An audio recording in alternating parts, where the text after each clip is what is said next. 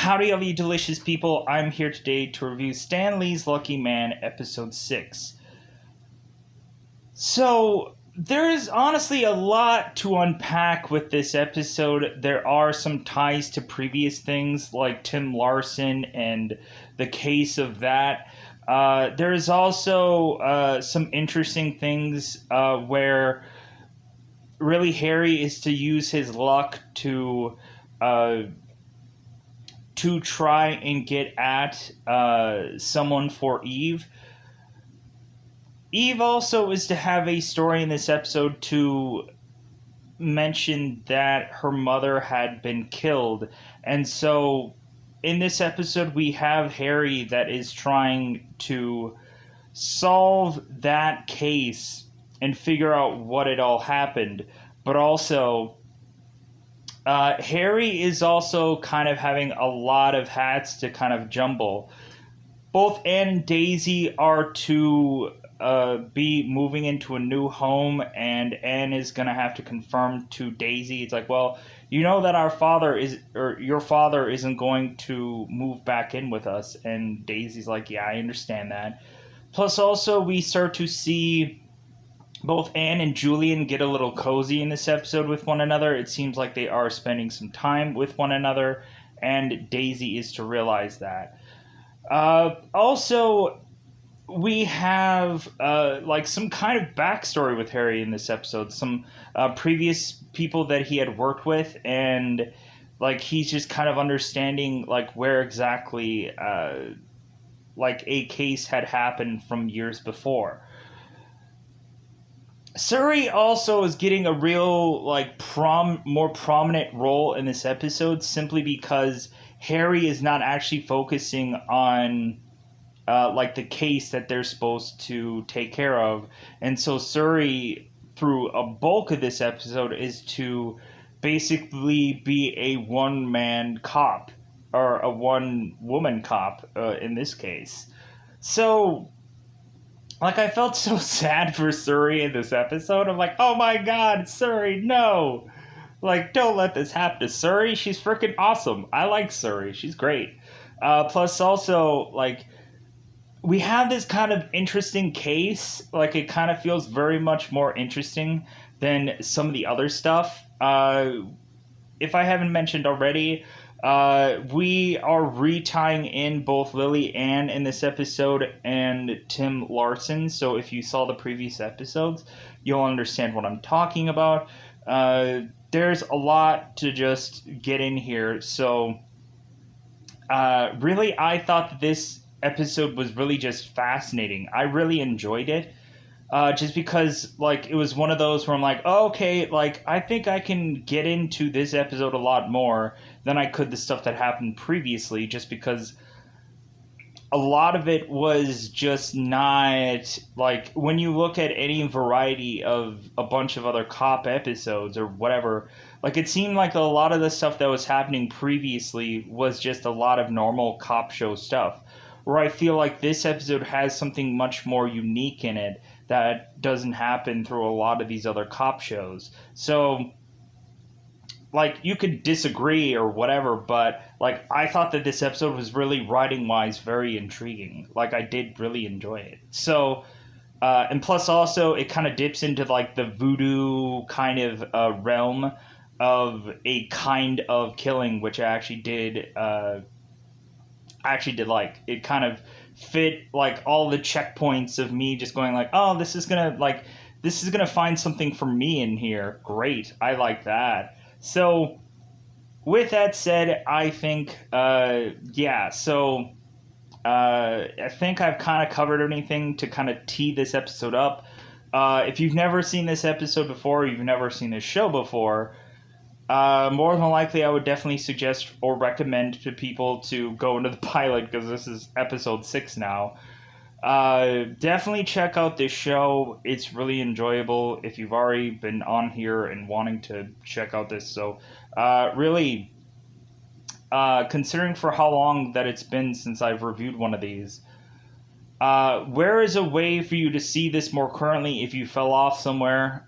You can definitely go into Fox HD Movies. The logo says that, the title doesn't. It says like play 1080p. You could also go into an app called C Movies that I've been consistently using, and you can probably find this show there as well. And check it out for the first time, or check it out if you have kind of been backpedaling and are like, oh, he finally covered this episode. Yeah, like, it kind of gets to the point where there's some shows, like, I'm much more of a movie person, so really I just kind of keep trickling these shows out, or these episodes out of any number of things when I kind of see they start to just show fruit or whatever. And really, I guess this one has some potential staying power for me to come and keep going back into. But a lot of times I tend to focus on movies. But anyways, as I've kind of talked about stuff enough, and even not even much of the episode, just because it was an easy recapping for me to just consistently keep saying, like, well, yeah, I still like the show. That's why I'm reviewing it. So let's get into that double 5-time territory, and let's talk about the things that are to be in spoiler time. Spoiler time. It's about that time I'm going to spoil this episode. So, in the very beginning of this episode, we have a construction worker that is to see a dead body at his site. And this guy is to spot this dead body, and he's to give the police a little ring-a-ding, which is to have us go into title screen. So, in the very beginning of this episode, we have, or in the early parts, not the very beginning, we have both Eve and Harry who are at this like cage match fight that is to unfortunately be rigged. So there is a fighter that has red gloves on that is named Flanagan, who is supposed to go down in this match. And so Eve wants to prove to Harry like how good that this bracelet actually is. So Eve tells Harry to put all of his money on the other guy that is not supposed to win this match because it's rigged. So they go through and they are to do this fight, and unfortunately there is a guy who is to slip on some blood that is on the mat, and they go crashing down, and the person that Harry was to use his bracelet to win did win. And so all of a sudden, like, we have this guy in the suit opposite of Eve and Harry that is just like, what? Like, how did this happen? And so this guy in the suit is, I guess, working for, I guess, the big guy who is, like, I guess, like Golding, or like the otherwise big bad villain, and this is just kind of one of his minion-like guys. So Eve and Harry are to go and collect the winnings, but eventually they are seeing two not so nice looking guys that are going to grab both of them. And so Eve tells Harry, like, you know what, how about you next getting the money? Let's just get the heck out of here because these guys are going to break our knees or something. So Eve wanted to try and rig this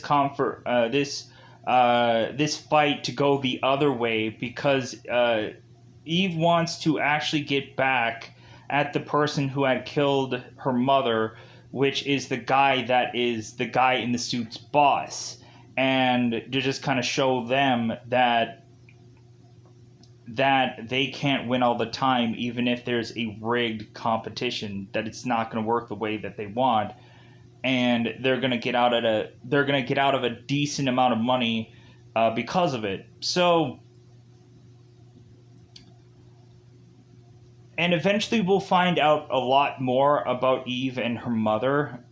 There's like a whole carving of story or Eve is to talk to Harry and to mention how Eve's mother was like to tell her that she is like that she and her mother was the guardian of the bracelet, and also like Eve reconnects Lemontoff the into the conversation where they are at the fighting bout, and it seems that Lemontoff had mentioned some quote about the bracelet, and how in all actuality like the bracelet doesn't make you lucky, it makes you be able to do whatever you want. And so I kind of paraphrased, it's okay, it is what it is. So so pushing on, so Harry is to go with Suri to find this dead body, and it seems that certain parts were taken out of this guy who is named Luke, and it seems like they had found this body. So it seemed that this body was desecrated in a certain way to seem like a witchcraft killing. So so really that's kind of what they're dubbing this case right now, to be like a witchcraft killing, because really it looks similar to it. But we have Harry and we have Suri, who is to go to Luke's mother, who is having a funeral for her son. Evidently there is no coffin. I guess they're just doing some kind of ceremony without a coffin present, because I guess the police are still working over Luke's body, sadly enough. So they have a funeral without a coffin present, or maybe I just didn't see the coffin in the background, but moot point. So Harry is to get to Luke's mother and to ask if like basically if Luke had any kind of enemies or had any kind of reason for why anybody would want to go after Luke. And so, but also like he wanted to hear what Luke had been doing fairly recently. And Luke's mother is to mention that Luke was to be giving blood fairly recently, and Harry was like, why? So it seemed that it seems that Luke had a rare blood type. His mother calls it Bombay blood, and it seems that that's like a very rare blood type for people, and so it seems that maybe someone would find either an organ or any kind of thing like very valuable for this guy, because evidently his blood type is very rare. So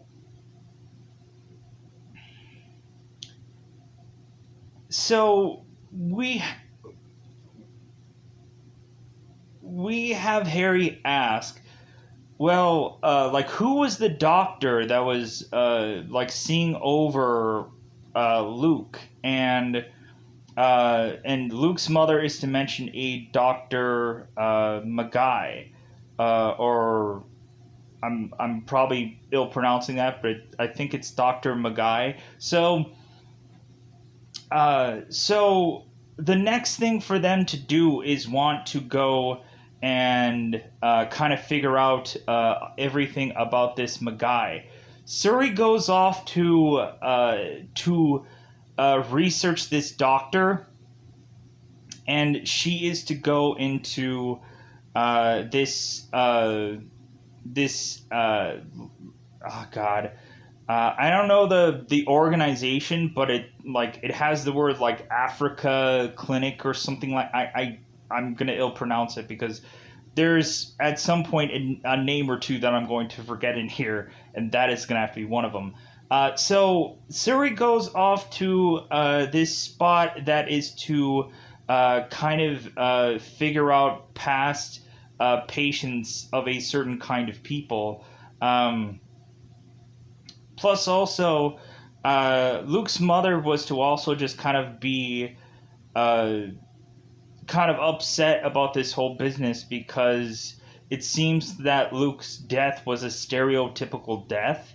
And Harry was like, well, like, that's the only evidence that we can go on. Like, we just called it that just because it looked similar to a number of cases that have shown that kind of thing. So, but anyways, so we have Shuri go off to go and find information from some source about this Dr. Magai who worked on this last patient. And so Suri is to go because Harry is going off doing another case, and I'll get back to that. Suri goes on and is to find out Magai's last patient and to find out that this person, I don't think, wanted to have a certain kind of surgery done, and this doctor did it anyways. That this patient had his kidney removed, and there was actually nothing wrong with his kidney, and so Suri is to look and see the kid's scar, and she's like, wow, like, so this guy is just a kidney thief, and so, like,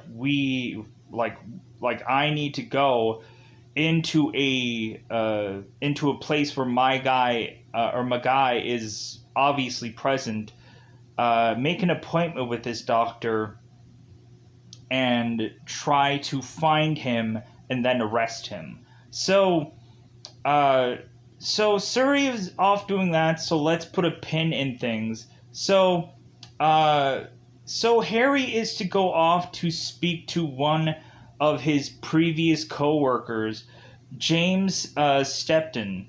It seems that this guy was and I'm hoping I'm pronouncing that right, this guy was a previous detective that was working on a case for Harry because Harry had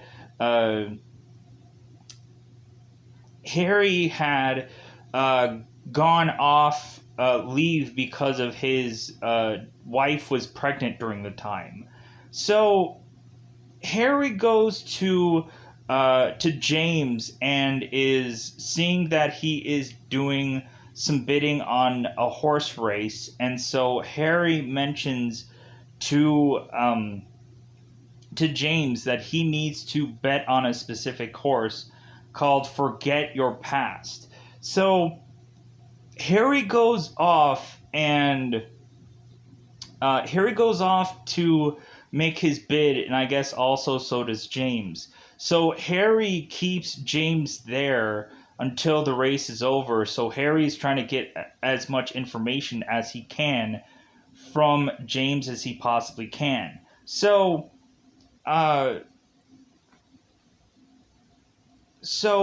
is asking James about a previous case that he'd worked on, that it seemed that bizarrely James had consistently gone to a point of making this case go cold for some odd reason.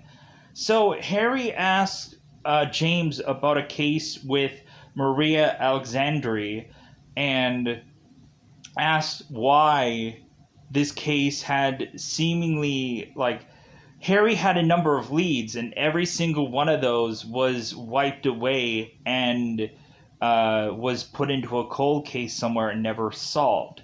So James mentioned that the superior that he was working with, called Carl Fearson, was consistently stopping James at every single point of the case and throwing everything out. So reasonably, Harry got very confused of why that the former superior of this precinct was trying to blah, blah, blah, blah. get this case just like snuffed out. There's some bizarre-ish reason why. Excuse me. So Harry is to eventually return. In the earlier part of this episode, we had Harry, who I guess everybody had figured out that there is the witchcraft killing case. And so Harry went to Winters and mentioned, hey, like, why is it that all of a sudden, like, this is getting released out, that, like, people know what my case is already? Like, there's some mole in this department that is releasing out information. And so Harry, for this next time, is going to have to get on to Winters for a different reason. Or Winter, I mean. So, I want to keep saying Winters, but it's Winter. So, Harry is to come back to the precinct to see that Lily Ann has been cut loose because there wasn't, I guess, enough evidence to pin any murder on her. And so Harry is like, what? Like, she's obviously, like, tied to this whole thing. So Lily Ann is to mention how Harry has been so kind to her, and that that eventually she's probably going to go after his daughter and his wife, or his ex-wife, like mentioning their names to him. And so Harry goes to Winters and is like, what the heck? Like, why is she cut loose? Really, Winter thought that, you know what, like, there isn't enough evidence tying Lily Ann to this thing, and we're really trying to pin all of this on Tim Larson. And Harry is like, no, like, do not pin this all on Tim Larson. Like, if anything, Lily Ann is still tied to this case, and you just let her cut loose. Like, this, like, she could have left town. Like, she could have got out of here, and then you could have never seen her again. Kind of thing. But, so, like, Harry is just so upset with Winters at this point. It's getting ridiculous. So, so Harry is to eventually to speak to Camille, and, like, he's kind of behind this bar, and so Harry is to mention about Lily Ann getting out, and to also mention that she had Lily Ann had threatened his family, and if Lily Ann is to ever threaten his family again, like, no one will know, like, how much that Harry is going to hurt anyone that is going to lay a finger on his family, kind of thing. I'm paraphrasing again as per usual. And Camille is like, yeah, sure, and Harry, to prove how, like, much his family means to him, Harry grabs Camille and starts, like, drowning him in alcohol, just pouring all kinds of alcohol into Camille's mouth, and, like, basically waterboarding him to convince him that, like, no one's going to mess with his family, and he will kill anybody that is to not think otherwise. So,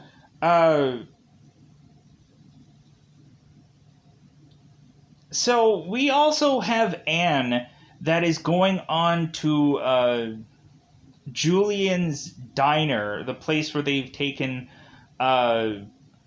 previous convicts and kind of gave them a second chance. Anne is to go on to one of the busboys to try to squeeze information out of him.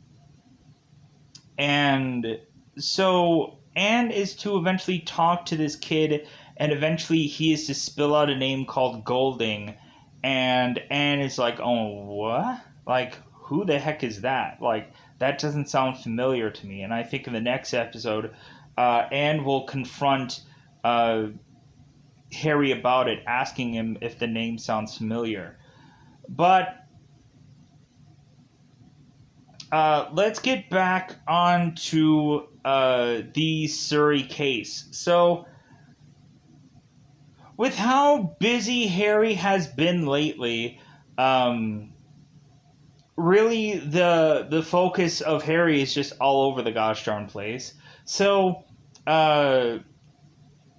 even the point of Harry spending a lot of time with Eve and having her talk about her mother, and coincidentally how Eve's mother had mentioned she was going to die within the same week of when she actually did. And so that seems very suspicious to Eve, and that sounds very suspicious to Harry. And like Eve kind of does a bunch of backstory stuff and talks about some things about her mother and things like that, but like the most important thing is Eve's mother knew exactly when she was going to die, and that seems a little odd. But anyways, so let's get back to the Suri case, because I've already tried to get back there and then I backpedaled. So let's get to the Suri case. So Harry and Suri are to drive in together, and like Suri is getting really upset with Harry for how like she's doing this case alone, and Harry's off doing whatever the heck that he's doing. So Suri is to go in, schedule an appointment with Dr. McGuy, and they are to come back later to have him show up and to perform a procedure on Shuri. So Shuri mentions that she had a problem with her kidney, and that she knew that Dr. McGuy was going to fix this for her, because she mentions the previous people who she had talked to that obviously were patients of Dr. McGuy. So Suri comes back later to go and have this surgery done with Harry in the car, waiting for Suri to give him the call. So Suri goes in, and so Suri is to go into the hospital or the doctor's room, and she is supposed to change her clothes to get ready for this surgery. And of course Shuri does not. Shuri like keeps trying to call Harry. Harry is to get a phone call while Suri is trying to call him, because Harry is to answer his phone to realize that Daisy is on a bus stop somewhere, and like I guess she is trying to get her way back to her father. And so Harry is to tell Anna where Daisy is, because it seems that Daisy had almost tried to run away. So Harry had told Anna where Daisy is, and so Daisy goes and retrieves, or Anna retrieves Daisy and gets her back home, I guess, with both her and Julian kind of making their way to try to find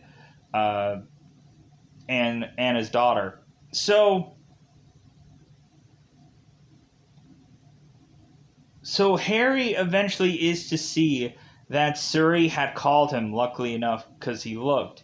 And Harry is like, oh crap. Because what had happened is Suri had gone in here and said that she was going to just talk to this doctor.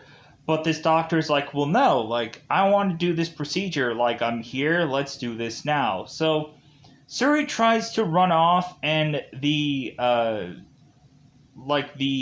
nurses or the people with Dr. McGuy go and grab Suri, and they put a drug into Suri to knock her out, to then start to perform this surgery even though Suri doesn't need it.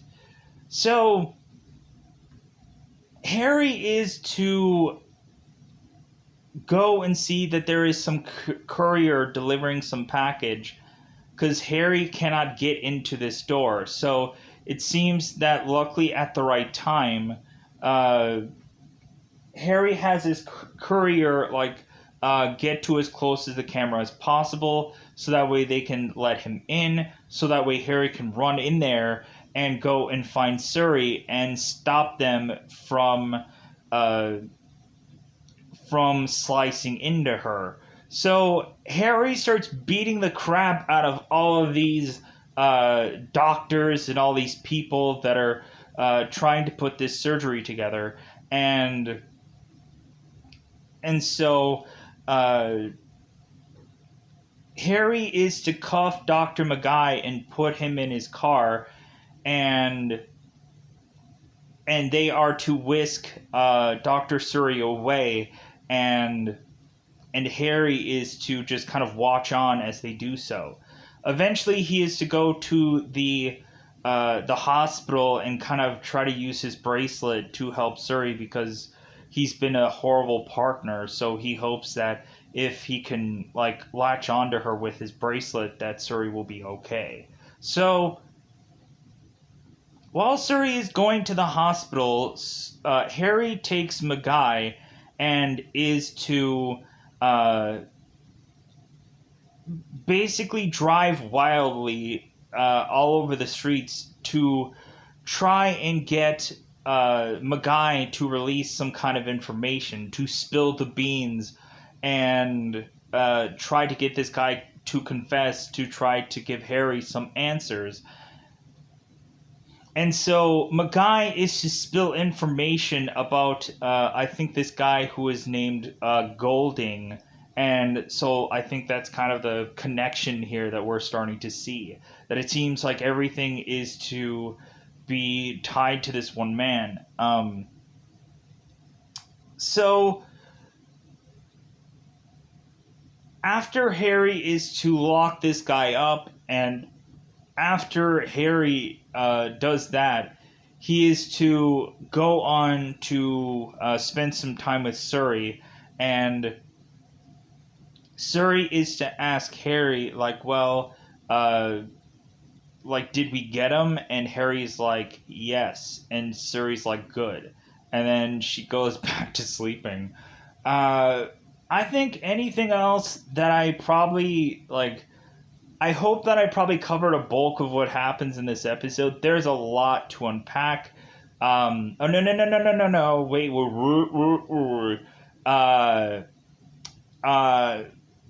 wait a second. There is a little bit more to also get into. So, not Golding. So Dr. Maguire is to mention that Fearsome. There we go. Fearsome. I'm like, oh my god, there's so much things to unpack in this episode. So, Fearsome was the culprit that was to be the guy behind these surgeries.